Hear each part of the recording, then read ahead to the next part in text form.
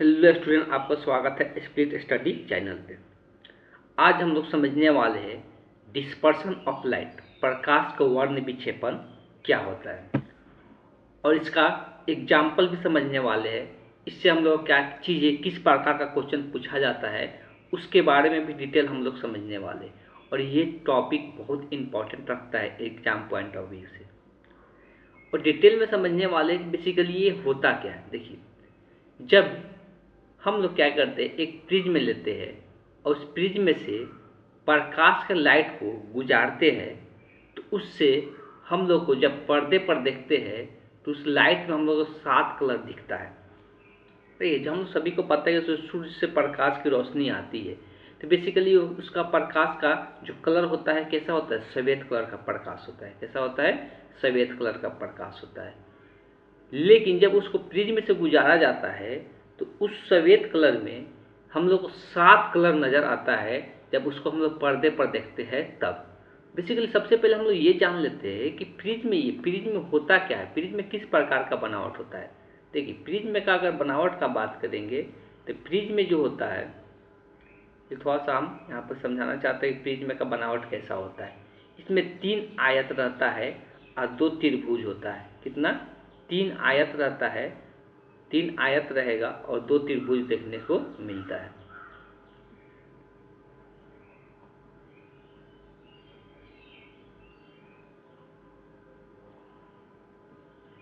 इस तरह से ये 3 आयत रहेगा, और 3 आयत के बाद ये एक इधर से एक त्रिभुज दिखेगा आपको, और थोड़ा सा डिटेल में यहाँ पर दिखा देते हैं। इधर से एक त्रिभुज दिखेगा, एक बैकग्राउंड पीछे की ओर एक त्रिभुज रहेगा, एक इधर पीछे की ओर त्रिभुज रहता है। ये 2 त्रिभुज रहता है और 3 आयत रहता है। 3 आयत का बात करेंगे तो ये एक आयत जो अभी ड्रॉ की इधर, और एक और आयत जो इस तरफ है, ये एक आयत है, और एक नीचे की ओर आयत है, एक नीचे की ओर आयत है।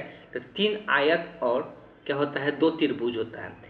जो ये त्रिभुज होता है, ये सामने वाला जो हम लोग इस डायग्राम में आप देख रहे हैं, ये सामने वाला पॉइंट ऑफ व्यू से हम लोग देखते हैं, ये सामने वाला है। तो इसीलिए यहाँ पर एक त्रिभुज से दर्शाया जाता है प्रिज्म को, ये सामने वाला को दिखाते हैं।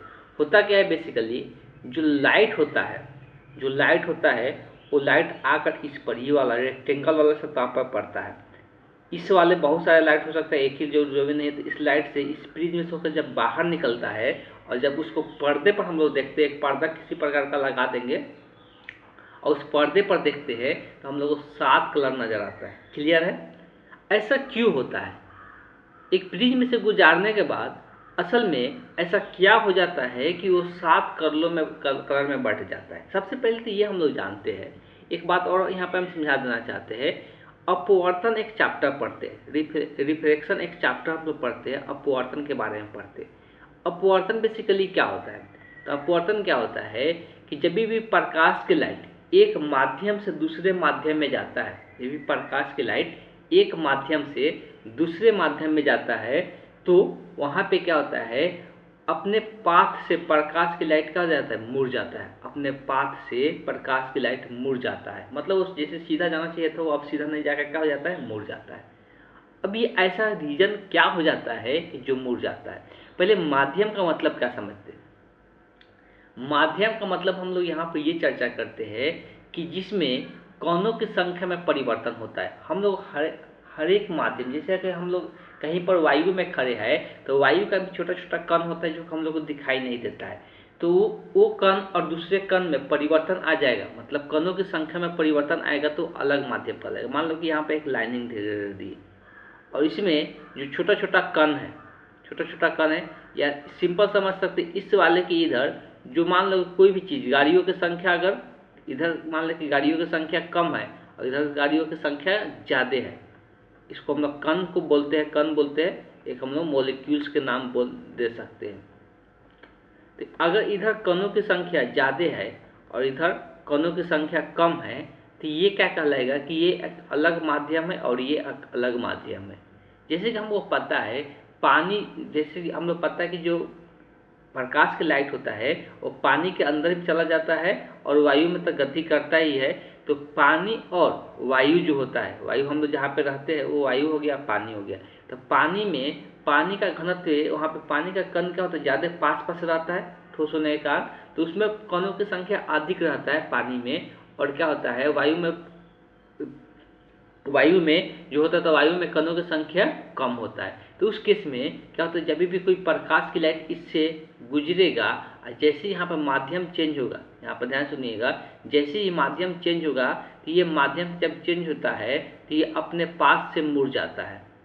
और किधर मुड़ता है, तो जब ये सघन माध्यम से, ये सुनिएगा, सघन एक विरल माध्यम होता है, एक सघन होता है। सघन किसको बोलते हैं, तो सघन माध्यम बोलते हैं जिसमें कणों की संख्या अधिक होता है, उसको हम लोग सघन बोलते हैं। और जिसमें कणों की संख्या कम होते हैं उसको विरल कहते हैं। तो विरल माध्यम, ये अलग विरल माध्यम है। तो विरल माध्यम से जब सघन माध्यम में जाता है तो प्रकाश की लाइट, यही एक लंबवत होता है, तो ये लंबवत की ओर झुक जाता है, ऐसे सीधा नहीं जाके क्या करता है, लंबवत की ओर मुड़ जाता है। लेकिन अगर यही क्या हो कि प्रकाश की लाइट अगर सघन से विरल में जाता है तो वो लंबवत से दूर भाग जाता है। अब यहाँ पर प्रकाश के मुड़ने के कारण यही होता है कि ये जो प्रिज्म होता है, तो प्रिज्म कांच का हो सकता है, तो हो सकता है कि इसका ये अलग माध्यम हो गया, जो प्रिज्म का अंदर का पार्ट है वो अलग माध्यम हो गया। अब बाहर कौन सा पार्ट है, वायु का पार्ट है। इसीलिए जब श्वेत प्रकाश इससे इंटर करता है तो ये अपने पास से मुड़ जाता है, ठीक है, पास से मुड़ गया। लेकिन ये अलग अलग कलर में कैसे बढ़ जाता है, तो यहाँ पर बात ध्यान सुनिएगा। होता क्या है ना कि श्वेत जो प्रकाश होता है, श्वेत जो प्रकाश होता है वो 7 कलरों से मिलकर बनता है, 7 कलर से, 7 रंगों से मिलकर बनता है। श्वेत कलर जो होता है कितने रंग से मिलकर बनता है, 7 कलर से मिलकर बनता है। तो 7 रंग जो होता है कौन कौन सा होता है, रेड होता है, नारंगी होता है मतलब ऑरेंज होता है, पीला होता है मतलब येलो होता है, और कौन होता है, हरा होता है, ग्रीन होता है, ग्रीन बोलते हैं, नीला को हम लोग ब्लू कहते हैं तो ब्लू भी होता है, जमुने इंडिगो कहते हैं, लास्ट होता है बैगनी। तो कौन कौन सा हो गया, red, orange, yellow, green, blue, indigo, violet, last हम लोग वायलेट होता है। ये 7 कलरों से, जो श्वेत कलर होता है वो 7 कलरों से मिलकर बना हुआ रहता है। तो ये 7 कलर में बंटने का रीजन क्या होता है, ये एक ही साथ क्यों नहीं मुड़ता है, ये अलग अलग क्यों मुड़ जाता है। जब इसमें अब देखिए होता क्या है ना कि जो प्रकाश जो होता है 7 कलरों से मिलकर बनता है, लेकिन सबका वेवलेंथ जो होता है अलग अलग होता है, सबका वेवलेंथ जो होता है अलग अलग होता है। अब ये वेवलेंथ क्या है, ध्यान सुनिएगा। वेवलेंथ होता क्या है कि हम लोग जो पढ़ते हैं, बेसिकली हम लोग पढ़ते हैं कि जो प्रकाश की लाइट होता है वो सीधी रेखाओं में चलता है, लेकिन ऐसा नहीं है। प्रकाश का जो लाइट होता है वो सीधी रेखाओं में नहीं चलता है, वो तरंग की तरह गति करता है, कि वेव की तरह गति करता है। इस प्रकार से हम लोग पता है, इसी को, इस प्रकार गति को हम लोग क्या कहते हैं, तरंग की तरह गति करना। तो प्रकाश का जो लाइट होता है वो तरंग की तरह गति करता है। और ये 7 कलर का जो 7 कलर का तरंगदैर्घ्य होता है, वेवलेंथ होता है, वो अलग अलग होता है। 7 कलर का जो वेवलेंथ होता है अलग अलग होता है। इसीलिए 7 कलर का स्पीड में थोड़ा परिवर्तन आ जाता है जब एक माध्यम से दूसरे माध्यम में इंटर करता है तब। इसी कारण से क्या देखने को मिलता है कि ये सब का मुड़ने की घटना जो होता है वो अलग अलग एंगल पे मुड़ता है, इसलिए सबका सब क्या होता है, अलग अलग कोनों पे मुड़ता है। इसका रीजन क्या है, तो सबका वेवलेंथ जो होता है, तरंगदैर्घ्य जो होता है अलग अलग होता है। अब ये वेवलेंथ होता क्या है, देखिए, अगर हम लोग बात करते हैं किसी का भी गति अगर वेव की तरह होता है, तरंग की तरह होता है, मान लेते हैं कि यहाँ से ये कोई तरंग की तरह ऐसे गति कर रहा है। अब ये रिपीटेशन करता है हमेशा। देखिए यहाँ से लेके यहाँ तक अगर जाते हैं, यहाँ से लेके यहाँ तक जाते हैं तो ये आगे भी क्या होगा, वही पाथ को रिपीट करता है। तो यहाँ से लेके, ध्यान सुनिएगा, यहाँ से लेके यहाँ तक का जो लंबाई होता है उसी को हम लोग क्या कहते हैं, वेवलेंथ कहते हैं, तरंगदैर्घ्य कहते हैं। यहाँ से लेके यहाँ तक की लंबाई को वेवलेंथ कहते हैं। अब देखिए, जिसका वेवलेंथ ज़्यादा होता है वो कम मुड़ता है, जिसका वेवलेंथ ज़्यादा होता है। इसका रीज़न क्या होता है थोड़ा समझिए। हम दो चीज़ लेते हैं, दो कलर का, एक लेते हैं रेड, एक लेते हैं बैगनी। ध्यान सुनिएगा, एक लेते हैं रेड, एक लेते हैं बैगनी। तो बैगनी का तरंगदैर्घ्य ज़्यादा होता है, तो जब तक तरंगदैर्घ्य ज़्यादा होगा तो ये जो होगा इतना दूर पर ऐसे आके बनेगा, तब ना तरंगदैर्घ्य ज़्यादा होगा।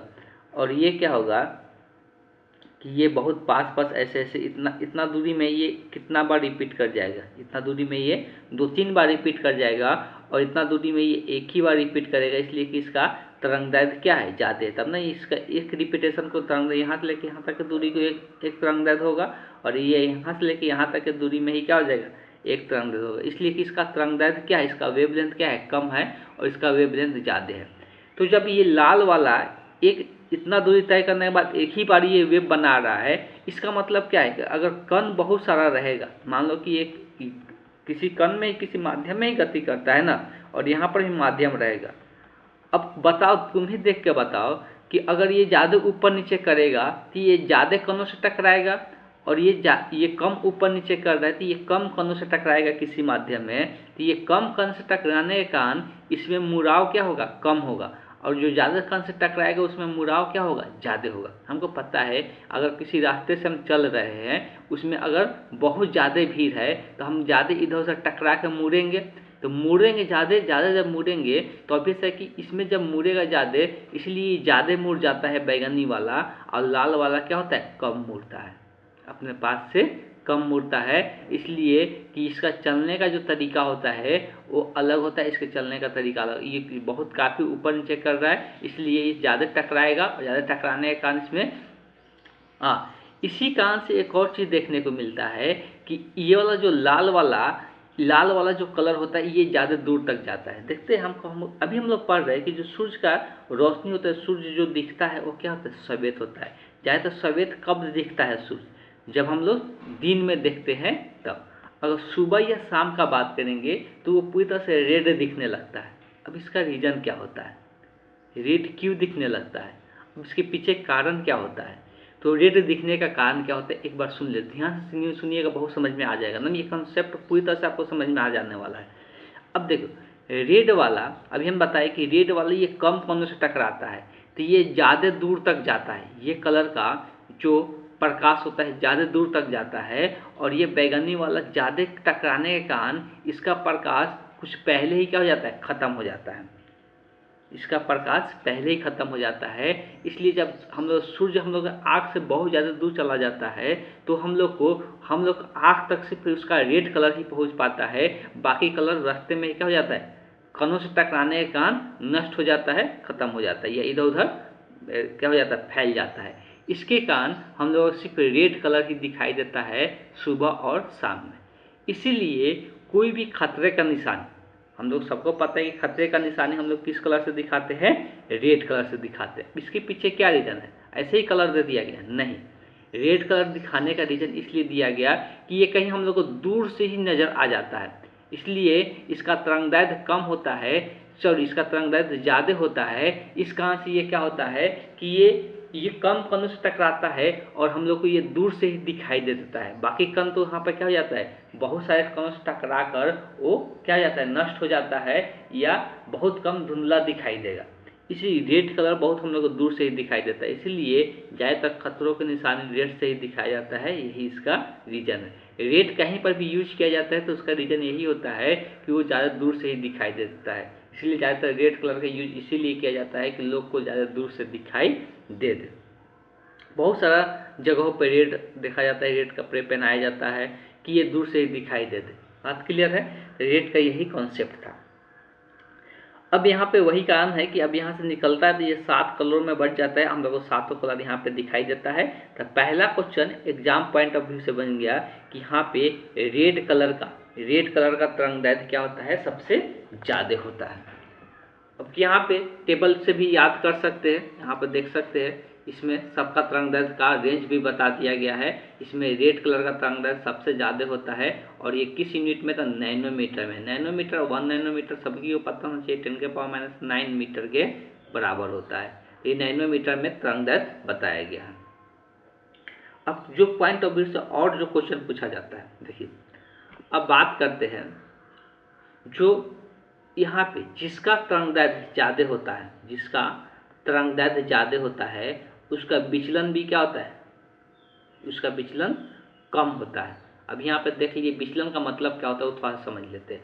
विचलन का मतलब होता है जो अपने पास से कम भटके। तो सबसे कम भटकने वाला कौन है, रेड है। जिसका तरंगदैर्ध्य ज़्यादा है तो इसका विचलन भी क्या हो रहा है, कम हो रहा है। तो जिसका तरंगदैर्ध्य ज़्यादा होता है उसका विचलन क्या होता है, कम होता है।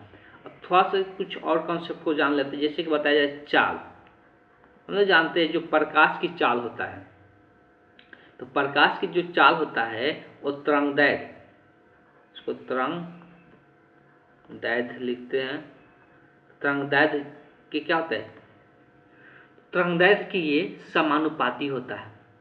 ये वेवलेंथ के क्या होते हैं, समानुपाती होता है प्रकाश की चाल। अगर प्रकाश की चाल को c से दर्शा रहे हैं, वेवलेंथ को लैम्डा से दर्शा रहे हैं, तो वेवलेंथ को ज़्यादा लैम्डा से, तो दोनों को दोनों समानुपाती। मतलब जिसका तरंगदैर्ध्य ज़्यादा होगा उसका चाल भी क्या होता है, अधिक होता है। इसीलिए रेड कलर का चाल अधिक होता है, इसीलिए दूर तक पहुंचता है और बाकी कलर दूर तक नहीं पहुंचता है। रीजन समझ में आ गया। जिसका तरंगदैर्ध्य ज़्यादा होगा, जिसका वेवलेंथ, तरंगदैर्ध्य को हिंदी इंग्लिश में क्या कहते हैं, वेवलेंथ कहते हैं। जिसका वेवलेंथ ज़्यादा होगा उसका चाल भी क्या होगा, ज़्यादा होगा। अब बताया जाता है जो तरंगदैर्ध्य होता है, अब यहाँ पर लैम्डा ही दर्शा दिया तो लैम्डा से भी दर्शा सकते हैं।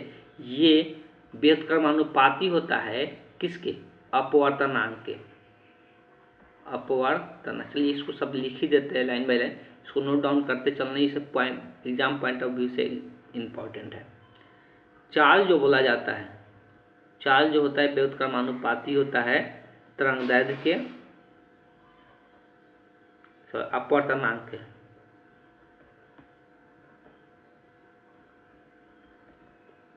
अब कोई सोचेगा कि अपवर्तनांक क्या है। देखिए अभी बताए कि जब ये प्रिज्म है तो प्रिज्म एक अलग माध्यम है और इधर वायु एक अलग माध्यम है।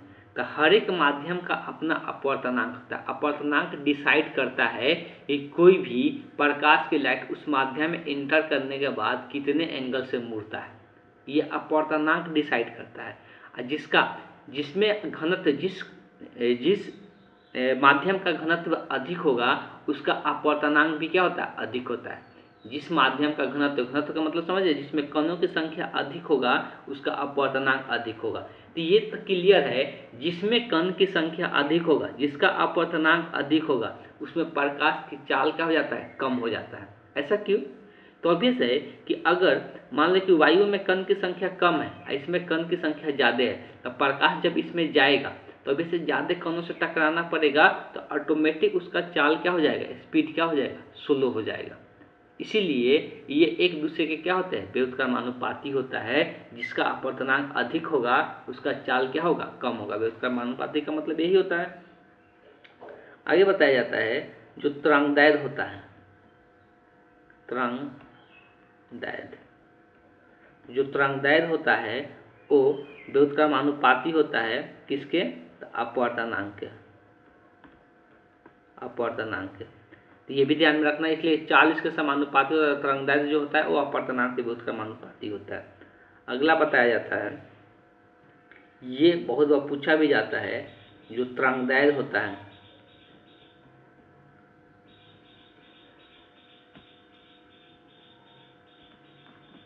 जो तरंगदैर्ध्य होता है वो व्युत्क्रमानुपाती होता है विचलन का।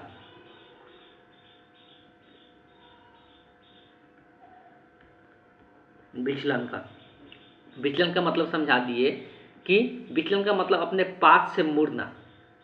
तो जिसका तरंगदैर्ध्य अधिक होता है उसका विचलन क्या होता है, कम होता है। व्युत्क्रमानुपाती का मतलब उल्टा। तो लाल का तरंगदैर्ध्य अधिक होता है इसलिए इसका विचलन क्या होता है, सबसे कम होता है। और इस प्रकार क्वेश्चन भी देखने को मिलता है। एक और क्वेश्चन देखने को मिलता है, जो तरंगदैर्ध्य होता है, व्युत्क्रमानुपाती होता है परिकीर्णन का।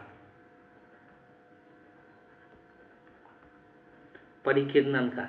अब परिकीर्णन का मतलब क्या होता है फर्स्ट समझ लेते हैं। मानते हैं कि ये प्रकाश की लाइट अगर सीधे आ रहा है प्रकाश की लाइट, अब बीच में क्या हो गया, कोई कण मिल गया। जब ये किसी कण से टकराता है प्रकाश की लाइट, तो यहाँ पर दो घटना होता है। कुछ प्रकाश की लाइट को ये कण क्या कर लेता है, अवशोषित कर लेता है, और बाकी कणों की लाइट को क्या करता है, बाकी लाइट को, प्रकाश की लाइट को अपने चारों दिशाओं में क्या करता है, फैला देता है। जब भी प्रकाश एक कण से टकराता है और कुछ आगे की ओर चला जाता है, दोनों घटना होता है, कुछ आगे की ओर भी चला जाता है। तो ये कुछ अवशोषित करता है, कुछ चारों दिशा में फैला देता है, कुछ आगे की ओर चला जाता है।